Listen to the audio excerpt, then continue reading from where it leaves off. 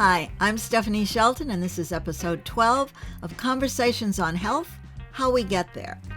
Years ago, when I was a correspondent for CBS News, I tore my knee ligament skiing. I needed pricey new surgery, and it was before insurers and hospitals started limiting hospital stays. So, after the operation, I spent 5 whole days in the hospital. We had great company-paid medical insurance in those days, and I don't recall spending a penny of my own money. Those are dear departed days, of course, because today the first thing most of us do when we need surgery or any kind of medical care is we try to find out if we can afford it, and that's even if you have good health insurance. But imagine what it's like to know that if you get sick, or you need a knee replacement, or you simply grow old, you'll never have to worry about paying for your medical care. It's something few Americans can even imagine, but something that most Europeans consider just normal. So last month, when my husband and I were in Prague, I sat down in our apartment's kitchen corner with a good friend. Her name is Martina Frybortova. And she's a public school teacher who pays the usual high taxes into the Czech Republic's healthcare system, and then never gives the cost of her medical future another thought. Martina, thanks for coming and doing the interview. The pleasure is all mine. You said that you basically have never been to a hospital. Correct. You never needed to go to a hospital. What do you use of the healthcare system? Not much really. There is my regular medical checkup I'm not sure if it's every year or every 2 years. You do the regular medical checkup? Well, not voluntarily, it's not a good word, but usually I would need something at my doctor, and whenever I show up, she would just do the checkup. And what do you go to your doctor for? I mean, again, the over-the-counter, as we call it, versus prescription drugs. Some of your prescription drugs are over-the-counter in the United States, and some of our drugs that are prescription are over-the-counter in this country. It's confusing, and you go to different windows when you go to the pharmacy. I go to the doctor mostly, if I feel really ill, it's not a cold, but I've had fever for 3 days, so yeah, probably. Well, also I need a note from my employer if I'm at home, like a sick leave. You're right. So you actually have to go. I mean, you can't pick up the phone and call the doctor and say, I think I've got the flu. Can I get Tamiflu or something? Some doctors do that. My doctor used to do it during COVID because she didn't want people going in, well, unless necessary. And actually now I was ill, I don't know, it was March, April, first time after COVID. And so I called because I wasn't sure what's the protocol now. Do I call? Do I go there? What's happening? And she told me to come, and she did some testing. And I actually didn't need antibiotics, which I think she wouldn't prescribe it just over the phone, but she would always want to see the person. But some doctors do it. Some doctors just, prescribe without even seeing the patient. Do you normally, when you go to the doctor, I have an older friend, and she says, okay, my doctor is in the hospital, based in the hospital. So we go, and they say, come in at 11, and there are a whole bunch of people that they tell to come in at 11. It's like a clinic, and then you wait till you're called. My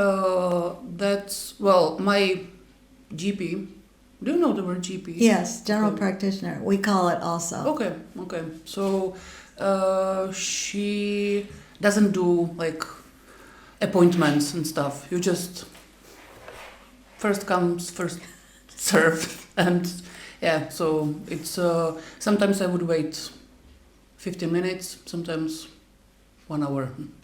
So it sounds like it's kind of all the same because... There are, like my dentist, for example, she's great with, I never had to wait more than like 2 minutes maybe. She's really very, but it's different. She's a dentist. Yeah, I've gone to a private dentist here because it's less expensive to get a crown or something. And I always have a time appointment, and I usually don't have to wait more than 15, 20 minutes, which would be same at home, you know. Some doctors, we always have a time appointment. You come at 11:30. Some doctors just run on schedule, and some doctors you're going to wait a half hour. If there's an emergency, you're going to wait an hour. It really depends. Yeah, once I waited maybe 3 hours at a lung doctor. It was horrible. But it wasn't really a time appointment. It was just, they sent me there, and it was at the clinic, and it was very random because some people just went in and they definitely came after me, but yeah, the doctor always decides who comes and who doesn't, and sometimes you don't know what is the system. Do you think that's because it's a state-run system? Do you think it has anything to do with that? Because that absolutely, we may wait, but we have a specific time appointment.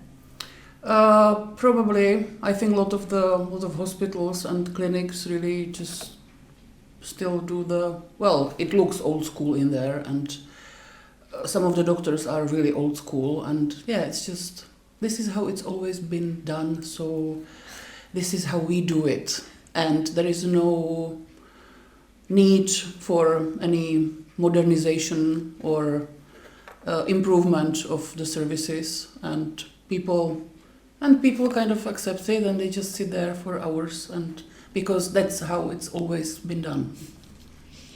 Yeah. we get a certain amount of that too, I'm sure, you know, especially with older doctors. But let me get back to the concept of the prescription and stuff.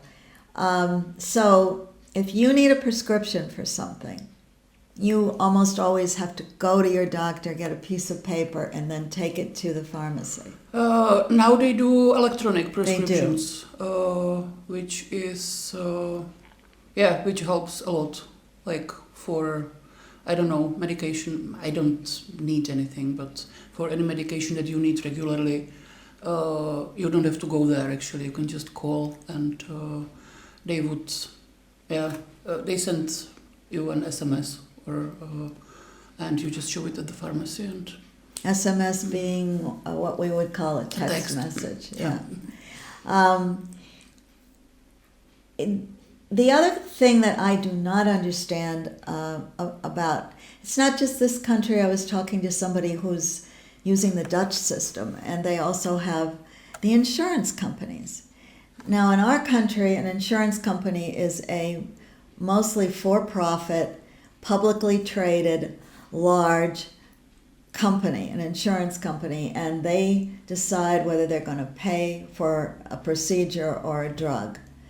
And you normally the doctor will have to get permission, or you will have to call and find out about it. It's not automatic. How do they work here? To be completely honest, I don't have much idea about it. I mean, I don't really remember not getting any prescription drug. Is anyone talking at all about the medical system among your friends and your family? Because if somebody was annoyed at something that happened to them, I'm sure they'd talk about it.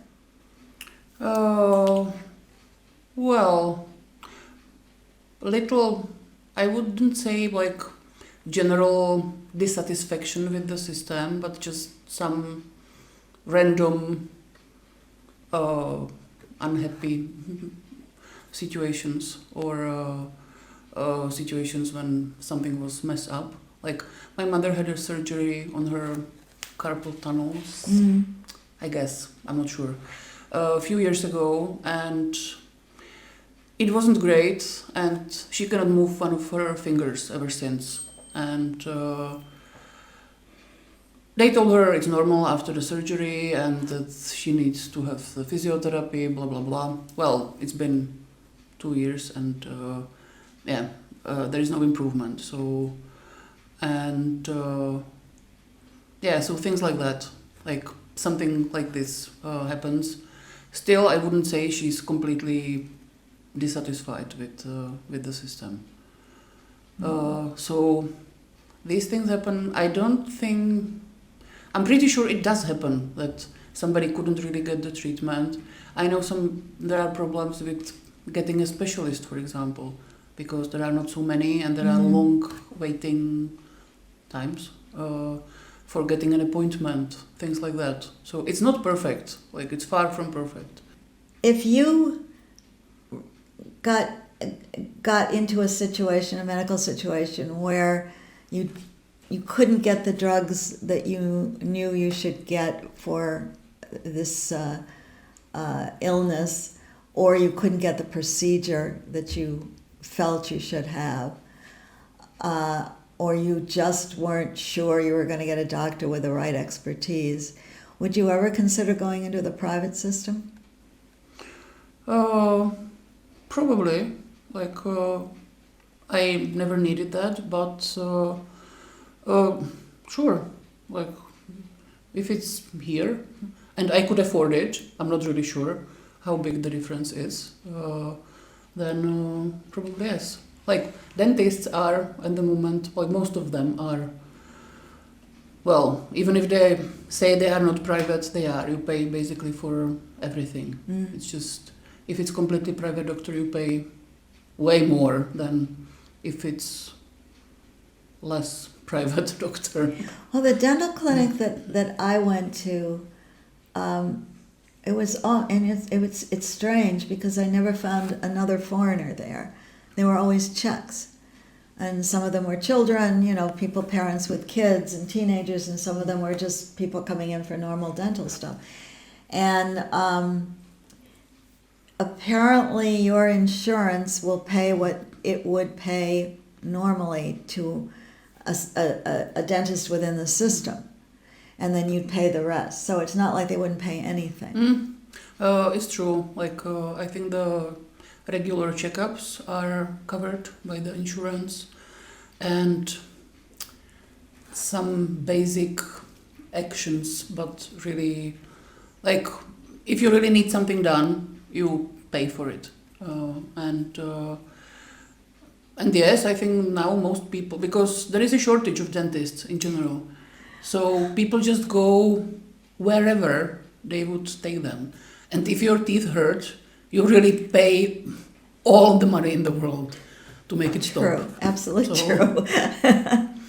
I think the example with the dentist doesn't really reflect the whole situation of medical care in the Czech Republic. It's just a little bit different, and I think people are willing to pay somehow for it. We are not used to paying for anything else, but for the dental care, it's needed. Do you know anyone who needed mental health care? That it's a touchy subject in almost every country because a lot of people just don't want to admit that they need help. But the system covers it, and there are psychologists and psychiatrists within the system. Do you know anyone who's accessed that in any way? I do, and it's not really easy because especially, if you want it covered by your insurance, you need to look for ages, and again, the waiting time is really long to get somewhere. So, but even the completely paid therapists and psychiatrists are now quite rare. So, you have to be very lucky, or you need to know someone who knows someone who knows someone. That begins to sound like it was the very, very beginning when communism fell. And in order to get a phone installed, you had to know someone who knew somebody, and also have a little bit of something on the side for them. Like there is a big discussion about mental health at the moment, and they are trying to, well, at least make it a little bit more accessible by also offering some kind of online therapy or things like that, so that, because I think this is really important, and if you need help, like in terms of medical health, you need it now, probably not in half a year when there is available appointment. So I'm glad that this is at least discussed.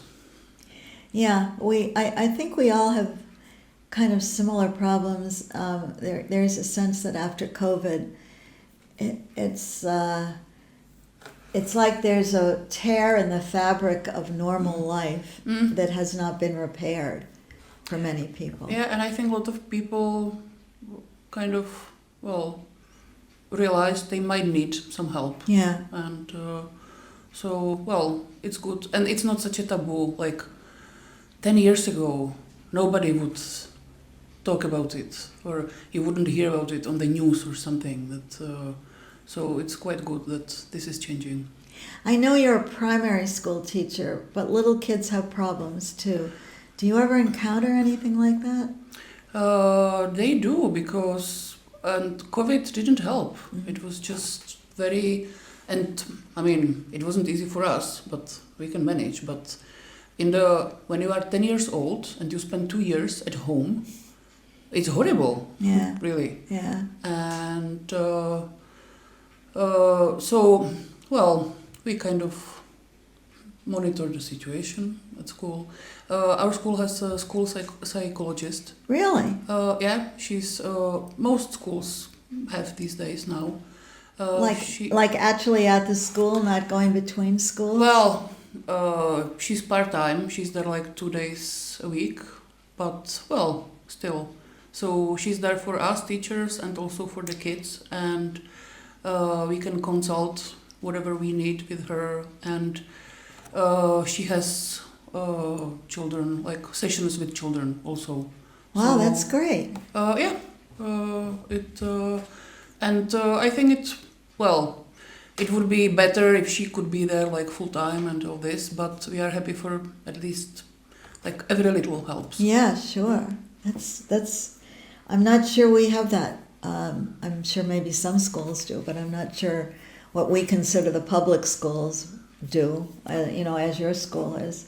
I don't think it's like a standard, but because we are a big school, I think for schools like this big, like more than 500 children, maybe it's it's not so rare these days.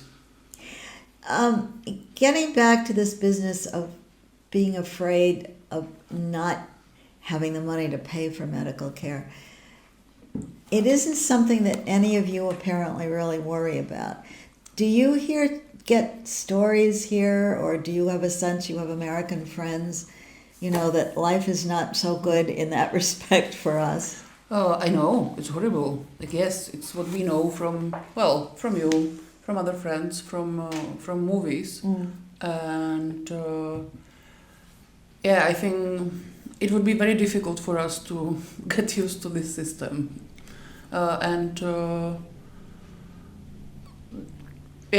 Ours is not perfect, but at least we know that help is there. Sometimes very limited, but still something. And I can't imagine like not being able to pay for something and live in this fear. So many older people, because of course when you start getting stuff is when you get, they get to retirement age and oh boy, I'm going to enjoy life. And bingo, they get hit with something. And those are the things that cost money, inevitably. When you're younger, you break maybe you get in an accident, those things happen. But normally you might break an arm, you have a pulled muscle, you get the flu, you get COVID, but you get over it. It's not the same thing, but older people get a lot of bad things happening to them. It's just, what happens. And in our country, unless you are really rich, I don't know anybody who's like over the age of 50 who doesn't worry about thinking that I've saved all my money and I'm going to get some terrible disease and I'm going to lose it all paying for it. Oh, it's horrible. And nobody here thinks that way. No, when I think of my grandfather, he could really work the system perfectly. He knew, I wouldn't say he liked going to the doctors. Yeah, he did. I think in older age it gave him just certain comfort, like that every of his needs, it wasn't a need, sometimes it was just like whim or something, that he would be taken care of every time. And when he was over 80, of course there was always something, like he wasn't completely healthy, but he would just, I think he was testing the limits of the Czech medical system and the patience of his GP, because, it was possible to do that. It would never be possible to do in America. Can you just call up and say, I just don't feel right. Can I come in? Well, this is what we used to do at school when we just wanted to, I wouldn't call, I would just go. I could do that. I wouldn't do it now because I'm busy, but technically I could. Wasn't there something a while back that Czechs spent too much time seeing their doctors?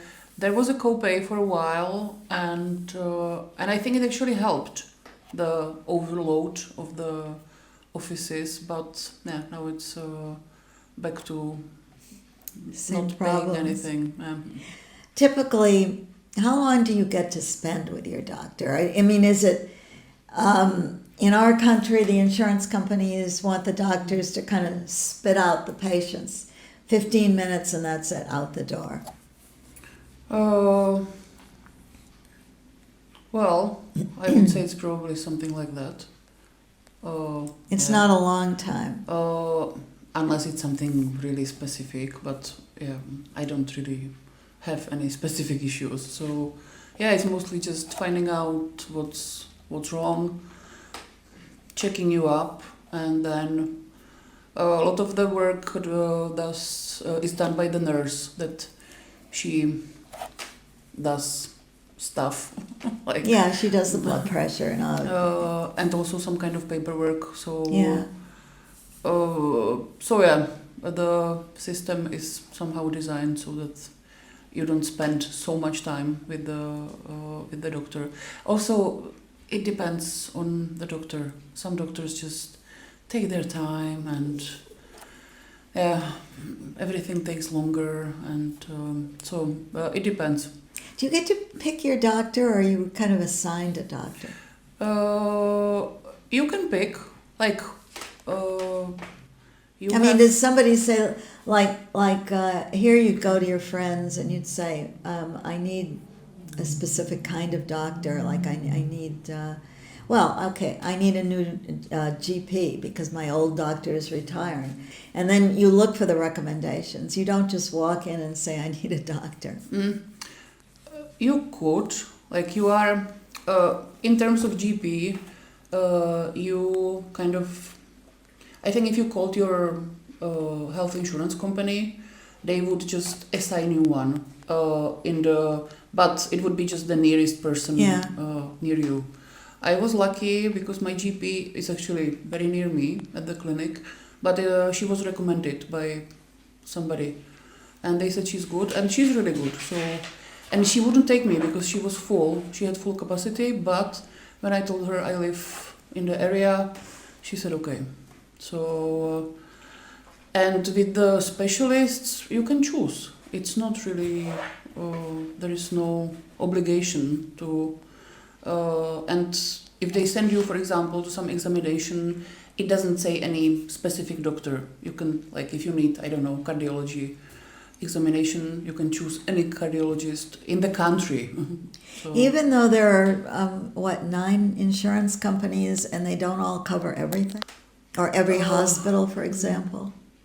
well, I think you always know what your insurance company covers. So, like, if it's something specific, you should check if the doctor accepts your health insurance company. Like, they always accept some insurance, but you just need to make sure it's yours. And can you change if you have to? If you The doctor? If you really wanted that doctor, can you, enroll in a different insurance company? Is there a time period that you can do that, or? You can change the insurance company once a year, once every 2 years.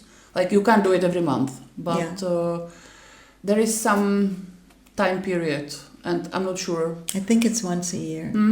So, yeah, you can do it. But, yeah, usually it wouldn't help with your issue because... it's too long a period.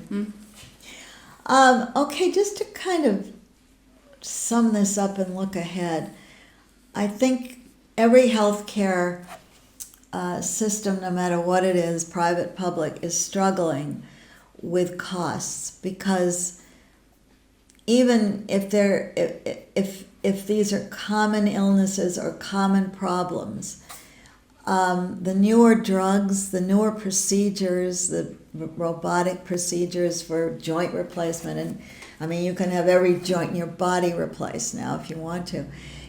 They're really expensive. The new scans, the chemo for cancer that is targeted directly to your particular tumor. All of this costs more and more and more. And I certainly sit there and say, well, even if I have a state health care and I'm sure it's going to be there for me, how can any healthcare afford all this? And, I would be thinking about that if I lived here. What's going to happen 10 years down the road? Well, I'm a little bit afraid it's not sustainable for, like, a long run. And I think we probably will need a little bit more participation than we have now. And I think a lot of people will not like it. So I'm sensing troubles in the future. Because, people feel they already pay too much, and this is how it's always been done, so why change it? And, it's like the problem of the Czech Republic as it is. But every time you need to change something, it's a problem because we are conservative. So, but actually, I think it would help, and if people maybe paid a little bit. I don't want to, like, go to the American system, but somehow if you were more engaged in your health, it would also make you, like, look after it more. And good point. Yeah. I think certainly I'm looking for areas that we are somewhat the same in terms of the U.S. and specifically government-run healthcare systems, and what we can learn from each other, and how we can take the best of both systems maybe and put them together for the future. Certainly in the U.S., where we cannot bargain with a drug company, the hospitals, the doctors, whatever, the drug companies are allowed to set a price for the drugs. And if it's really outrageous, there'll be public opinion that'll eventually make them lower it. But there's no law that says a drug company can't just set the price it wants to set. And if there's no competition, it's a new drug, there's no other, they get it somehow. But you may not get it. And then multiply that all along, because new stuff comes out every day, and it's unsustainable. So we have to find ways. I definitely agree.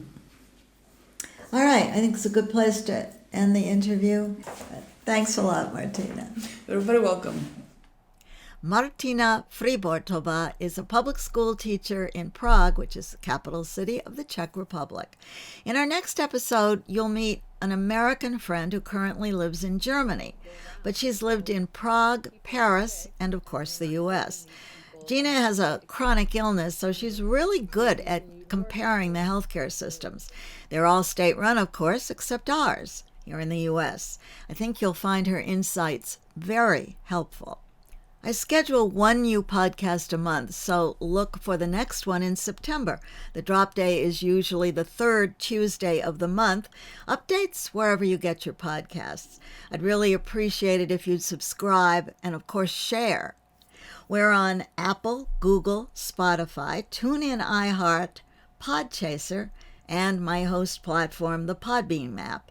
The video versions on YouTube. Show notes and links on my website, www.stephanieshelton.com/conversations. I'm Stephanie Shelton, and until I see you again, please take care of yourself and those you love.